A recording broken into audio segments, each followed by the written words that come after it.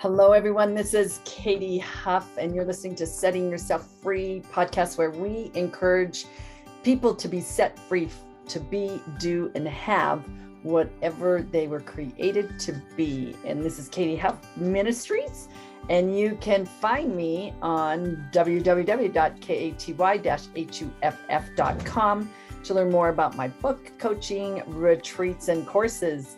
You can follow Katy Huff Ministries on Instagram, Facebook, and Twitter for more encouragement and stay up to date on all things happening with Katy Huff Ministries. And it is my pleasure and honor to have my sister from another mister, Miss Lisa Schiller, who is out of Michigan. And I am excited to have her here with you. And she will share with you a little bit of her background. And then we're going to ask her what is setting herself free from. So what is your background there, Miss Lisa?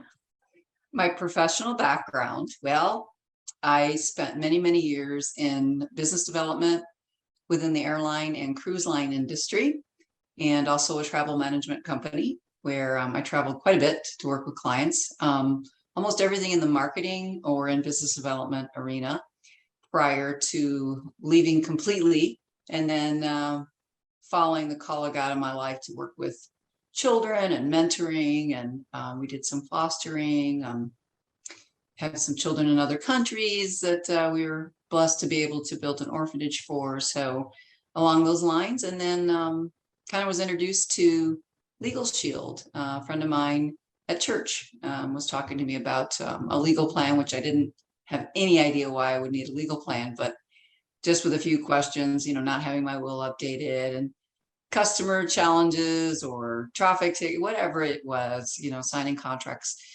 So I got the plan and ultimately came into the business. So for the last 16 years, I have been in the Legal Shield, ID Shield arena with primarily marketing employee benefits, our legal plan and our identity theft plan as an employee benefit.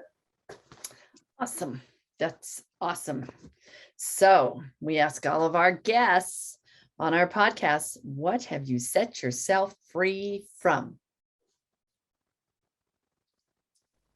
Well, I haven't set myself free from anything, but God has definitely set me free from something. And quite simply put, it was trying to win my mother's approval. Trying to win my mom's approval. Okay, so can you share some sequence of events that you went through to be set free?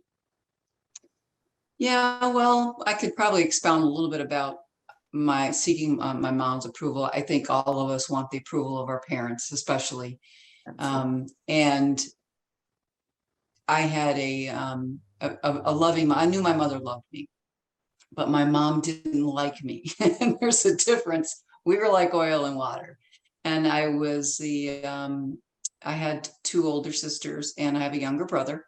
And my oldest sister was, I think my mom was in that World War II generation, right? And they were, my mom and dad both at a very poor area, coal miners, farmers. They didn't have the privilege of even being able to go to finish school. In many cases, my dad couldn't finish high school. My mom did, but she was one of the few that actually did, but couldn't go on to college. And I think with her having my sister, it's kind of like she lived vicariously through her. And my sister just had that personality of, whatever you want, Mom, I'll do. And she's the one with the double master's degree in music and education and played the piano flawlessly and sings flawlessly and all these things. And my mom just really had a kindred spirit with her. Mm-hmm. And it's amazing because as my next sister that came along wasn't like that, but she was kind of more of a kind of off by herself. It was not really social. And then there was me, who was like, all over the board and was into everything and drama and band and sports and just about everything, and live life very large and very loud. And I just think my mom had a hard time with that. And I tried so hard to be, I wanted my mom to approve me like she approved my oldest sister, And it was a constant, Pam had many, many accomplishments, and we would go to recitals. And then as I got older and I moved out of the house, and got a profession, and it didn't matter what I did. I mean, my first paycheck, I remember working for the airlines, buying my mom an opal ring.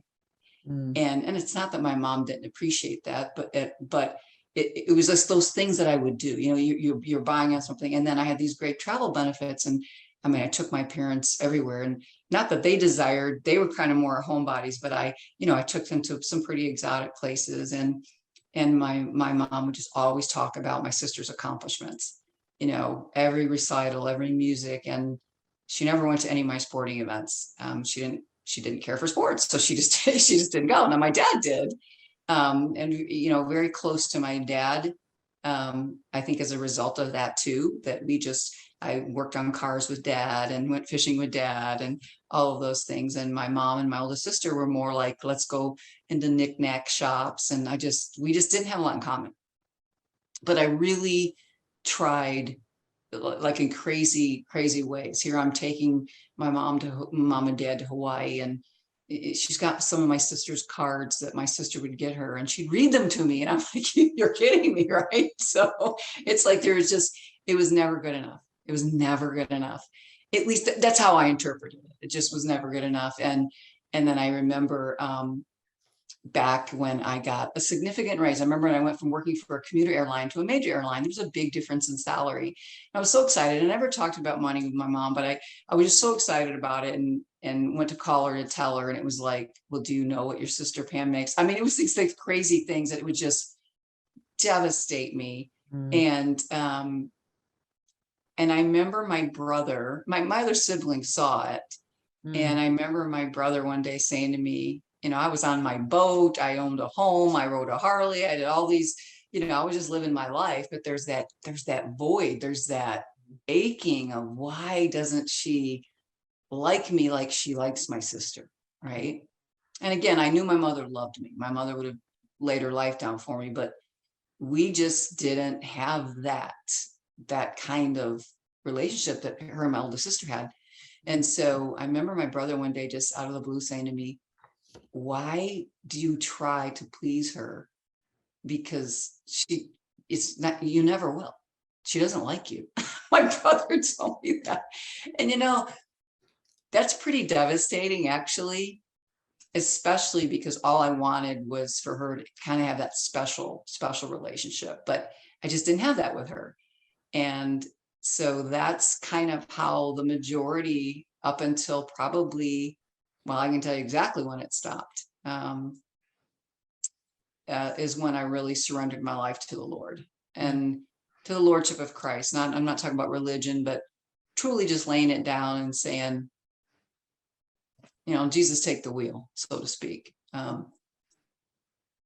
And that in an instant, I would love to say there was this big, long process, but it was like God revealed to me supernaturally that his love for me is far greater than any earthly love, far greater than my mom and my dad or anyone. And that he was pleased with me no matter what. And I didn't need to be a man pleaser, or in this case, a woman pleaser, a mom pleaser, trying to please my mom and be accepted by my mom. And when he revealed that to me, the struggling and the striving stopped. Nice. I mean, Katy, I would love to tell you that I have this 10-step process, or that, it took years. It was instant. It was like this peace came over me, like, well, she's got a lot more in common with my sister. They like to do the different things, and I know she loves me. I'm just going to have to be satisfied with that and not try to measure up or compare myself with my sister. My gifts that I didn't think I really had any, he would reveal to me that he loves me for who I am.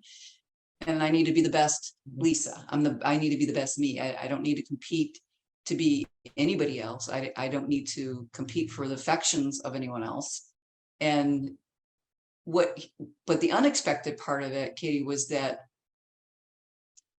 he literally restored our relationship. It was just the craziest thing. Yeah. My dad had passed away in 2003. And my mom and dad, they had a beautiful marriage. They were like Romeo and Juliet. They just had this amazing love story. And, we all knew, our siblings, we just thought we'd lose them both together. They were that close. And my mom always said, I love you, children. I'd lay my life down for every one of you, but I'd trade you all for your dad. So we certainly knew the order in our household that, they put each other first. They were a united front. I just had a lot more in common with my dad than I did my mom. But I just remember thinking, oh, well, we're going to lose them both because here we go. She can't live without my dad and vice versa. And yet the Lord stepped into her life. Now, at that point, my mom had not been attending a church. My mom had never been baptized. And she started going to church with her sister, my aunt who lived next door. And she got baptized at age 75. Oh, that's awesome. And that is really when my dad died, I was the one that took care of everything. And I'm the one that moved in and for 3 weeks and listened to her cry at night. And even though my heart was so broken, I couldn't even imagine, those two being together for 60 years, and what that would look like. She was a stay-at-home mom, and my dad worked for a steel company. We didn't have much monetarily, but we had a lot of love in the family. And, I wouldn't trade that for the world now. I just wouldn't. I see what really matters. And the irony of all of it, Katy, is I remember after I'd been with her for a bit to help her out and help her through things, I remember walking up to the door to come see her, and she opened the door and she just like lit up like a Christmas tree. And I turned around to see who was behind me because I hadn't ever seen that. And it was me. It was me she was that happy to see. And it's the most bizarre thing because it's not like my mom started loving me. She just God worked in her like he worked in me. I stopped trying to get that approval. And all of a sudden we just connected like it was just supernatural. That's all I can say. And the other part of it is that, we know God as a restorer, but he's also a redeemer of time. And so my mother lived for 10 years after that. So from 2003 to 2013. And in that time, we were the best of friends. And we had a relationship that I never expected to have. And, God is also a redeemer of time. And it was almost like those first 37 years that just didn't matter. It's like they didn't even happen in that way. It's almost like we were always that close. And that's the way he redeems time. He redeems time. He restores a relationship, but he also redeems time. So that here today in 2022, I'm not thinking, geez, half of my life I didn't have a relationship with my mom. No, it's almost like I have to think about it now of what really happened, because to me, it feels like we always had that. And that's supernatural. That's just what he does. right. So it was great. That's awesome. So what I'm hearing is that, you were working versus resting in knowing that God had a plan, and also his timing is so perfect. And the other part of it is that he will never leave us or forsake us.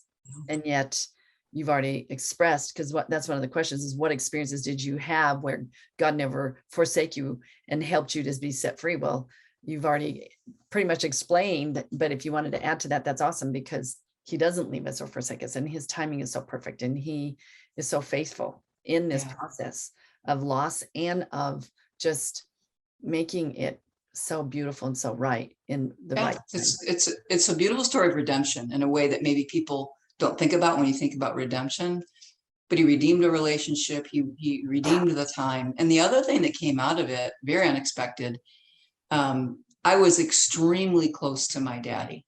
And we just did a lot. We had a lot more in common. probably like my sister and my mom did. But I mean, the sun rose and set on him. And at the same time that I have this wonderful redeeming relationship with my mom, God revealed to me the idolatry I had had in my life. Basically, my dad was God to me. And I think even more so because I didn't have that with my mom, that it's one thing to love your dad or to love a parent or to love anybody, a spouse. It's another thing to idolize them. I didn't really know the difference, Katy, until I truly gave my life to the Lord. I mean, there's a difference in knowing of God and knowing of Jesus and knowing maybe the story and having it personally revealed to you from God himself. And that's what happened to me, literally. I just laid it down and he stepped in and started making changes. And I realized, man, all my life it was idolatry. My dad was my God, and he was no longer. I mean, it didn't take his death to realize that. It took God to open my eyes prior to him passing that he's not God. God is God. And it's not like, oh, I'm this mean God and you have to, I have to be first in your life. Well, yes, he does have to be first in our life, but you want to put him first in your life, because when he opens your eyes to his truth and his word and his ways and his plan for your life, you're like, oh, I get it. You created me. You deserve first place. You deserve first place. Yeah. And thank you for the parents that I had. And thank you for the siblings that I had. And it's amazing that, and my sister and I always had a great relationship. I mean, I never held it against her. And I think that's a gift of God, because in the natural, wouldn't you like hate your sister? Right? It'd be like, seriously? Yeah, the But I comparison. didn't, but I didn't.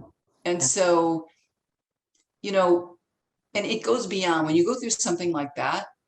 And I'm sure your listeners, there's probably many people that can identify, maybe not a parent, but you're seeking the approval of somebody. In fact, I think it's a real problem with people in general, that we are, as scripture calls it, want to be man pleasers. And you can't be a man pleaser. You need to be a God pleaser. So the other byproduct of going through this and this amazing revelation is that I don't strive to get anybody's approval. It's like he just gave that to me, that, you know what, it's my approval that counts. And I am totally approving of you, not because of anything I've done, not because of any great thing I've accomplished, not because I'm super obedient and I'm super sister Christian over here.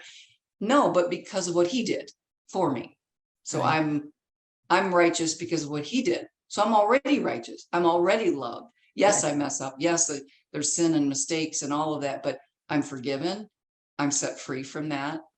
And that's just amazing, because that's not something that I ever thought would be possible. Right. And yet it's helped me in other areas of life where I'm not striving, to keep up with the Joneses. I'm not striving to get approval from any other relationship. I mean, we all love to be loved. We all love to be liked. We all love to be appreciated. That's natural, but it's not, I'm not out there striving and working and just doing ridiculous things to try to win somebody. I just don't. And you talk about set free. There's so much freedom in that. There's so much freedom in that. Well, and peace. There's so much peace in that. Yeah. So, the peace that transcends all understanding is there. Right. And that hopefully is what we're all aspiring to have in our lives, is peace. And the only way we're going to have that is to be set free from whatever is holding us back. Right. Right. And Jesus wants us to be set free. Yes. So, I mean, he, I remember the scripture about, he knew us when we were being developed in our mother's womb, and counts the hair on our heads. And I'm like, well, for us, girlfriend, the hair's on our head. He did still. We have a lot of hair between the two of us, in case you guys are wondering, who are listening. However, what a beautiful picture of someone who loves us so much, even down to every hair on our head, which is almost unfathomable in some ways. But here's the other thing is what advice would you be able to give to someone who may be going through something similar?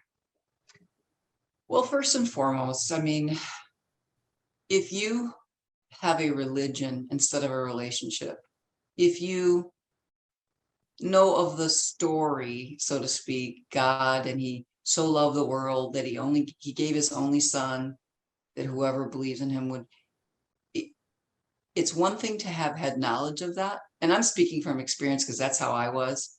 I thought, well, I believe in God, I believe in Jesus, but I did not have a saving relationship with him. And the reason why I can say that is because I've been on both sides of that coin. I know what it's like. I know what it's like to think you're a believer because you quote believe, but if you truly have laid your life down and said, Jesus, I believe that you gave your life for me, and I know that's a gift that I'm accepting, I'm receiving. I believe in who you are. Come in and change my heart. Save me. Your eternal address changed, but then slowly he will work on things, all of us at different times and different levels and different areas of life. And he will start molding and shaping you to be what he has created you to be. And sometimes that can be a little bit of conviction. It might feel a little uncomfortable, but it's always for our good. And when you start to realize that, it's amazing. So if you're not there yet, I can only tell you from my own experience. After, somebody asked me all about my where I was spiritually, and I was like, well, I don't know, I'm not this, I'm not that, I'm not this, I guess I'm this, you start go, but I really truly believed that I had to be a certain way. I didn't realize that you just come to him as you are and you trust him to make the changes. Because I was so concerned about being a hypocrite. I'm like, I am not just going to wake up one day and be some church lady. And yet it was just like, as a matter of fact, it was my very, very best friend at the time who tragically passed away this year, but she is the one that called to greet me as a visitor at this church that I had gone to. My sister had said, hey, my other sister had said, hey, I really feel like you should try this church. And I thought, oh, church is always good. I'll go to this church or whatever.